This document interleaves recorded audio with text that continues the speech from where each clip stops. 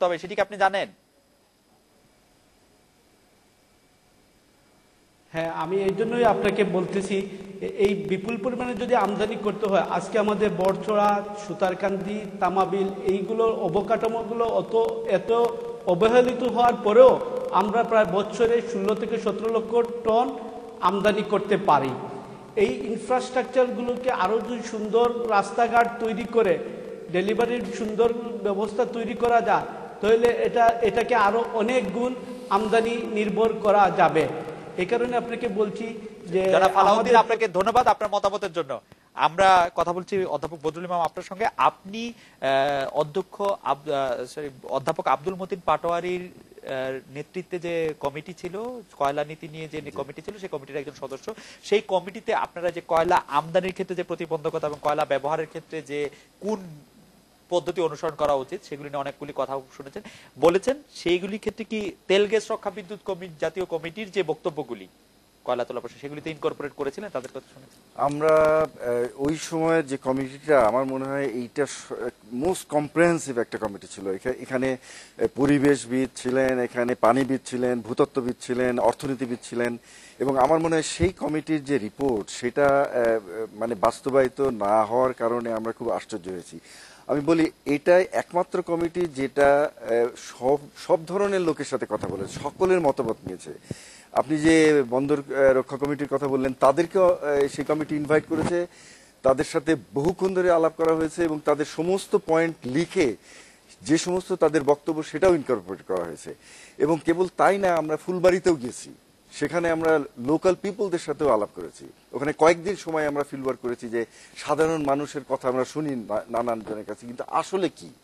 এবং এটা করার পরে যে কথাটা আমরা এই ইয়েতে দেওয়া হয়েছে সেটা হচ্ছে যে হ্যাঁ, বাংলাদেশের কয়লা নীতি হবে এমন যে এটা কয়লা তোলার ক্ষেত্রে ভূগর্ভস্থ হতে পারে, উন্মুক্ত খনন হতে পারে, কিন্তু অবশ্যই এমন পদ্ধতি হতে হবে যেটা লোকাল পিপলদের মত আছে। লোকাল পিপলদের মতকে অবজ্ঞা করে কোনো পদ্ধতি চালু করা যাবে না। এবং এটাই ছিল কিন্তু তেল গ্যাস রক্ষা কমিটির প্রধান একটা দাবি। শুধু তাই নয়, তেল গ্যাস কমিটি কিন্তু আমি যদি ভুল হই প্রফেসর আনু মোহাম্মদ শুধরাতে পারবেন, কিন্তু আমার মনে হয় আমি ভুল নাই, ওনারা কিন্তু বরাবর বলে আসছেন যে উন্মুক্ত খনন আমরা সাপোর্ট করি না, যে কারণগুলো আমি আগে বলেছি যে সঙ্গতভাবে। কিন্তু ওনার কিন্তু তখন থেকে বলে আসছেন যে হ্যাঁ, উন্মুক্তর বদলে ভূগর্ভস্থ খনি চালু করা দরকার, চালু করা যেতে পারে। এখন কিন্তু ওনাদের অবস্থানটা আমি মনে করছি যে তারা পরিবর্তন করেছে। ভূগর্ভস্থ কয়লা তোলার ব্যাপারে তো তাদের কোনো ইয়ে ছিল না, বিরোধিতা ছিল না, বরং তারা সেটাকে প্রমোট করো। এবং না, ওটা আমাদের তো এখনো আমরা বলছি না, কিন্তু এখন তো আপনারা বলছেন যে না, প্রধানমন্ত্রীর বক্তব্যের সাথে আমরা স্বাগত জানাচ্ছি। উন্মুক্ত ব্যাপারটা আমাদের কাছে প্রধান সমস্যা বলে মনে হয়েছে সবসময়। উন্মুক্ত ব্যাপারটা কি প্রধান সমস্যা মনে হচ্ছে। এবং আরো একটি বিষয়ে প্রফেসর বদরুল ইমাম যদি খুব অল্প কথা একটু বলেন, যে ওনারা রপ্তানির বিষয়টিকেও, আপনাদের সুপারিশের ক্ষেত্রে রপ্তানির বিষয়টি আছে বলে ওনারা এটিতে দ্বিমত পোষণ করছিলেন। আমার যতদূর মনে পড়ে আমরা রপ্তানির ব্যাপারে কোনো সুপারিশ করেছেন, সেই সুপারিশের 3 নম্বরে আছে দেশে বর্তমান অবস্থিত কয়লা ক্ষেত্র সমূহ থেকে উত্তোলিত কয়লা রপ্তানির কোনো সুযোগ নেই। 4 নম্বরে বলেছেন দেশের আগামী 50 বছরের জ্বালানি নিরাপত্তা নিশ্চিত করে কয়লার রপ্তানির বিষয় বিবেচনা করা যাবে। 50 বছরের এটা হচ্ছে পাটোয়ারি কমিটি। তো এরপরে এই কমিটিটা আমরা নিজেরা মনে করি, আমি নিজে তাদের কমিটির সাথে বসেছিলাম, শহীদুল্লাহ ভাই বসেছিলেন, এবং আমি মনে করি যে কর্মপদ্ধতির প্রক্রিয়া যেভাবে গঠন এবং তারা যেভাবে কাজ করেছেন সেটা আমরা নিজেরাও যথেষ্ট প্রশংসা করেছি যে এই পদ্ধতিতে কাজ করা উচিত। এবং সেই কাজের মধ্যে দিয়ে যে রিপোর্টটা তারা তৈরি করেছিলেন তার একটা বড় অংশের সাথে আমরা একমত। এবং সেখানে জাতীয় প্রতিষ্ঠান গঠন করা, বিষয়গুলির সাথে একমত না, ওইখানে একটা প্রস্তাব ছিল পরীক্ষামূলক ভাবে উন্মুক্ত খনন। আমরা বলেছিলাম যে বিষয়টা আমরা যদি যখন আমরা পরিষ্কার ভাবে জানি যে বিষে আমি মারা যাব, সুতরাং বিষটা খাওয়ার জন্য পরীক্ষা করা দরকার। পরীক্ষামূলক করা যাবে না, পরীক্ষামূলক এখানে দরকার নাই, কারণ উন্মুক্ত খনন পদ্ধতির পরীক্ষা সারা পৃথিবীতে অনেক জায়গায় হয়েছে। যাই হোক, আমি কথাটা শেষ করি এটা নিয়ে আমরা। কিন্তু পরবর্তীকালে যেটা হয়েছে এর মধ্যেও যতটা পজিটিভ দিক নিয়ে অগ্রসর হওয়ার সুযোগ ছিল সরকারের পক্ষে, সেটা পরে ওইটা পরিত্যাগ করা হয়। পরিত্যাগ করে আবার একটা সামারি করা হয়, যে সামারির মধ্যে আবার যে অনেকগুলো, মানে ওইটা সামারি করতে গিয়ে অনেক ধরনের সমস্যা তৈরি হয়েছিল। তারপরে আবার এই যে এখন কয়লা কমিটি করা হয়েছে, যারা কিভাবে কমিটি গঠন করা হয়েছে এবং সেখানে যে ধরনের সদস্য আছে সেটা নিয়ে যথেষ্ট প্রশ্ন তোলার অবকাশ আছে। অধ্যাপক হোসেন মনসুরের কাছে আসবো যে এই বিষয়টি নিয়ে। তার আগে আমরা একটু জানতে চাচ্ছিলাম, প্রফেসর আনু মোহাম্মদ এর আগে বলছিলেন যে বিদেশ থেকে তেল এনে বিদ্যুৎ উৎপাদনের কোনো দরকার ছিল না। তার কারণ হচ্ছে যে এই মুহূর্তে এতটা টাকা খরচ না করে আমরা যদি একটু এফিশিয়েন্ট হতাম তাহলে 1755 মেগাওয়াট বিদ্যুৎ উৎপাদন করা যেত, যোগ করা সম্ভব। উনি কিভাবে বলছেন সেটা আগে বলে নিক। যে পাওয়ার প্ল্যান্ট গুলো নবায়ন, মেরামত এবং সম্প্রসারণ, সেটা করতে গেলে যে টাকাটা প্রয়োজন সেই টাকাটা হচ্ছে খুবই আমাদের মানে ধরেন আমাদের যে হিসাব সেটা হচ্ছে 700-750 কোটি টাকার মতো। সেটা হিসাব করলে এই 17টা ইউনিট, তার মধ্যে বড় পুকুরিয়াও আছে। বড় পুকুরিয়ায় কয়লা উৎপাদন হচ্ছে, আমাদের কয়লা নিয়ে বিদ্যুৎ উৎপাদনের জন্য চারিদিকে যে আমাদের হাহাকার, সেখানে কয়লা উত্তোলন হচ্ছে, ব্যবহার হচ্ছে না, এরকম প্ল্যান্ট আছে। তো সেই রকম একটা অবস্থা আমরা বলেছিলাম যে প্ল্যান্টগুলি যদি নবায়ন মেরামত করা হয়, ট্রান্সমিশন লাইনটা যদি ইমপ্রুভ করা হয়, তাহলে বিদ্যুৎ সাশ্রয় হবে এবং অনেক নতুন বিদ্যুৎ যোগ হবে। সেইটা করার পরে অল্টারনেটিভ অন্যান্য জিনিসগুলি যোগ করা দরকার ছিল। এখানে যেটা বলছেন সেটা হলো যে কোন অপশন আপনার এই মুহূর্তে বিদ্যুৎ চাই, সুতরাং যে প্ল্যান্টগুলো চলছে এটা বন্ধ করে, কারণ হঠাৎ করে মেরামত করা যায় না, মেরামত করার জন্য কয়েক বছর সময় লাগে। হঠাৎ বন্ধ করে এমনি তো বিদ্যুৎ নাই, তারপরে প্ল্যান্টগুলো বন্ধ করা, এটা সরকার মনে করছে যে এটা ঠিক না। একদিকে রেন্টাল পাওয়ার প্ল্যান্ট নিয়ে আসছেন যেটা বেশ এফিশিয়েন্ট, কারণ পিডিবির যেসব প্ল্যান্টগুলো আছে এগুলোর এফিসিয়েন্সি খুবই কম, 30-এর মতো আর কি বলতে পারেন। এগুলো দিয়ে অবশ্যই অনেক বেশি বিদ্যুৎ উৎপাদন করা যেত, কিন্তু সে পদক্ষেপ পিডিবি নিয়েছে। একদিকে রেন্টাল পাওয়ার প্ল্যান্ট করছে, পুরাতন বিদ্যুৎ কেন্দ্রগুলো মেরামত করার জন্য তারা ওই সাইড বাই সাইড রাখছেন, সেগুলো প্যারালেল সেই কাজগুলো চলছে, পুরাতনগুলো চলছে। তারা ওই কাজগুলো করছে না, এটা কিন্তু ঠিক না, যারা জানে না তারা বলছে। সুতরাং সাইমালটেনিয়াসলি একদিকে বিদ্যুৎ উৎপাদনের জন্য পুরাতনগুলো উৎপাদন অব্যাহত রেখে নতুন প্ল্যান্ট বসাইছেন, যেটা যে সবাই বলছেন যে এই সেক্টরে সাফল্য আসছে, এটা ঠিক, কারণ লোডশেডিং অনেক কমে গেছে, নতুন নতুন লাইন দেওয়া হচ্ছে। আরেকটা পুরাতন প্ল্যান্ট মেরামত করার জন্য ওনাদের উদ্যোগ আছে, সেগুলো প্যারালে সে কাজগুলো হচ্ছে, সেটা সবাই জানে না, যার ফলে উনি বলছেন। দ্বিতীয়ত যে আরেকটা জিনিস যেটা বললেন যে কয়লা আমদানির ব্যাপারে, আমি যতটুকু জানি হঠাৎ রিকালে, সেটা হলো যে আপনার মোংলা পোর্টে তারা ইন্ডিয়ান ওখানে বলছে তারা 1300 মেগাওয়াটের একটা বিদ্যুৎ প্ল্যান্ট তারা তৈরি করছেন, প্রায় 1200 মেট্রিক টন কয়লা প্রতিদিন দরকার। তাতে যে এই ধরনের কয়লা প্রতিদিন সাপ্লাই দিতে হলে 1.5 লাখ মেট্রিক টনের জাহাজ আছে, সেগুলো আনতে হবে, যেটা বহির্নগরে থাকবে। এখানে আনতে হলে নাব্যতা মাত্র 8 মিটার, এখানে আনতে হলে লাইটেজ আনতে হবে, যেটা ধারণ ক্ষমতা মাত্র 12,000 মেট্রিক টন। সুতরাং এখানে বড় জাহাজ থেকে লাইটার দিয়ে আনতে হবে, এটা কিন্তু ট্রান্সপোর্টের জন্য এটা একটা বড় অসুবিধা আছে। আরেকটা হলো যে এখানে তাদের আরেকটা পরিকল্পনা আছে যে মহেশখালী দিকে কোনো মানে কয়লা ওখানে কোনো আনা যায় কিনা, কারণ ওখানে নাব্যতা প্রায় 30 থেকে 32 মিটার গভীর মানে ওয়াটার ড্রাফট আর কি। সুতরাং সেখানে বড় জাহাজ আসতে পারে, সেজন্য সেটাও তারা চিন্তা করছে। সরকার কিন্তু অনেক কিছুই চিন্তা করছে। তারপরে যে গভীর সমুদ্রে বন্দর করারও পরিকল্পনা আছে। একটা দেশ মধ্যম আয়ের দেশে যাইতে হলে যে অবকাঠামোগুলো তৈরি করা দরকার, সেই পথেই সরকার অগ্রসর হচ্ছে 2021 সালে সেটা।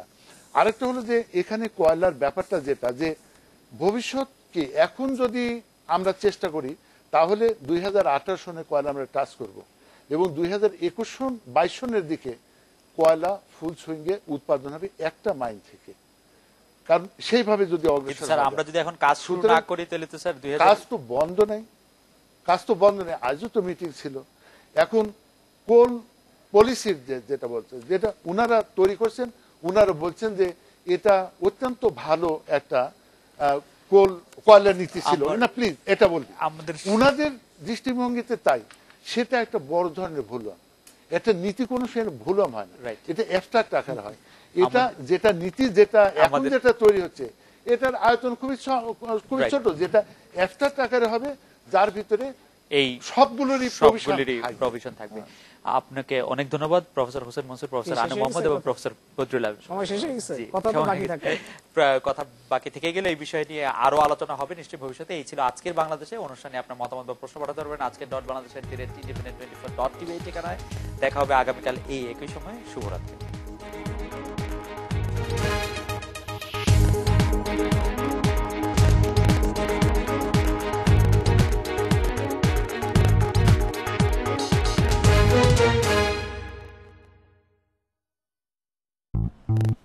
হ্যাঁ দোস্ত নিলাম না, দুপুরে খাই নাই। এটা আব্বার। আবার পড়লাম। নো, ব্যাটারি শেষ হবে।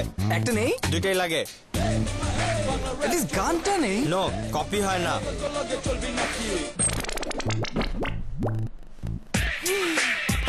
তুই আমার গান নিছিস কেন?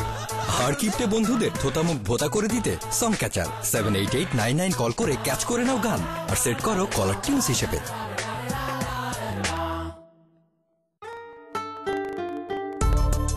When skin loses moisture, it becomes dry and lifeless. New Lux International Creamy White with Swiss moisturizers will give your skin 20% more moisturization compared to ordinary soaps. Give your skin all the care it needs for everlasting softness. Lux International Creamy White. It's not just soap, it's skincare.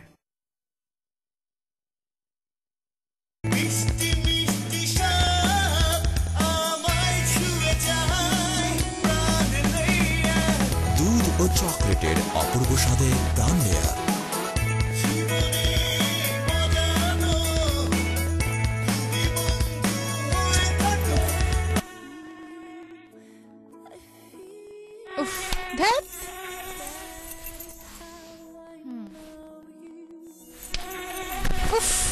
অসহ্য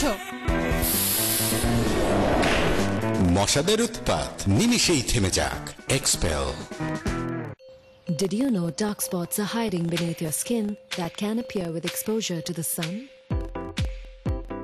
At Pond's Institute, we use a special UV light scanner to reveal these hidden spots that can appear later.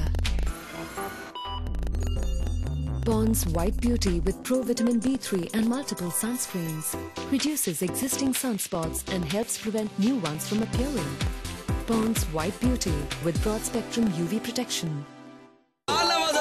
বাজে filter দিয়ে কামানোর মিস্ত্রি করে না। দূর মিস্ত্রি থাকবো একেবারে শেষ। বাজে ফিল্টার লাগাইবেন, পানির চাপে ফাটবো। যান এখনই আরএফএল পিভিসি ফিল্টার নিয়ে আসেন। আরএফএল পিভিসি ফিল্টার স্লটগুলো অটোমেটিক মেশিনে কাটা, তাই কোনো বালি বা কাদা ঢুকতে পারে না। পানি থাকে স্বচ্ছ। আরএফএল পিভিসি ফিল্টার, স্বচ্ছ পানির গ্যারান্টি দাতা। আস্তে আস্তে বই। আরে আরে আস্তে বাবা।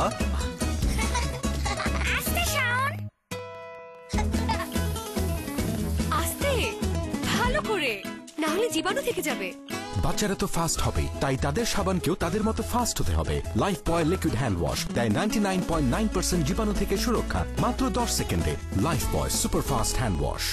How about a second honeymoon? Bond's Age Miracle brings my second honeymoon. Buy Bond's Age Miracle 50 grams day or night cream and win a trip to one of the 7 romantic places of the world.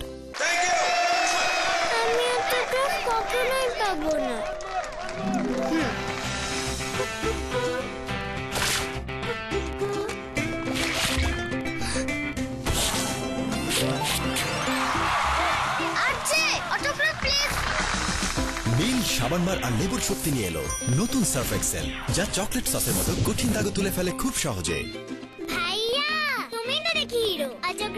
নতুন Surf Excel, দাগ থেকে দারুণ কিছু।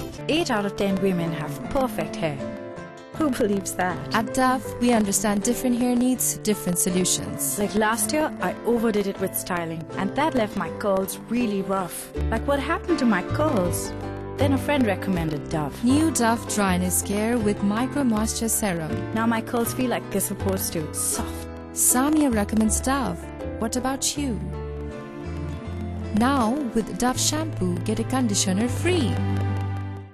Basudha island, কুয়াকাটায় সাগর পাড়ে একমাত্র পরিকল্পিত নগরী।